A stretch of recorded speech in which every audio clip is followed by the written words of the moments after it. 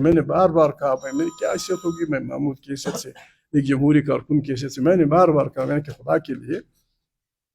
عمران خان جمہوری طور پہ الیکشن جیت چکا ہے، وہ قاتل نہیں ہے، ڈاکو نہیں ہے، فلانا نہیں ہے، جو بھی جرائم ہیں وہ قابل ضمانت ہے، ان کو رہا کر دو، اس پہ ضمانت پہ سیاسی مقدمات ساری پولیٹیکل ساری دنیا کہتی ہے۔ شرم کی بات ہے تقریباً 60 سے اوپر ملکوں میں عمران خان کی رہائی کے لیے مظاہرے ہوئے ہیں، 65 ممالک میں مظاہرے ہوئے ہیں۔ ہمارے اپنے اس میں ہم جا رہے تھے جوب 2 دن پہلے،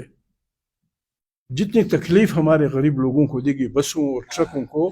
سڑکیں کاٹی گئی تھی کہ چونکہ یہاں سے لوگ قافلے جائیں، کتنے لوگ جاتے ہیں بلوچستان سے،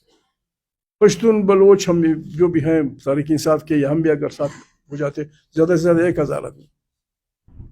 اس 1000 آدمی کو روکنے کے لیے تقریباً 2 دن سارا روڈ اخیر ڈیرہ اسماعیل خان تک سینکڑوں ڈرائیور سردیوں میں پڑے ہوئے تھے، کسی نے کیا اٹھایا ہوا تھا، یہ ہمیں قابل قبول نہیں ہے۔ قومی پارٹی اس قسم کی فسطائی حکمرانی کو قطعاً قبول نہیں کرے گی۔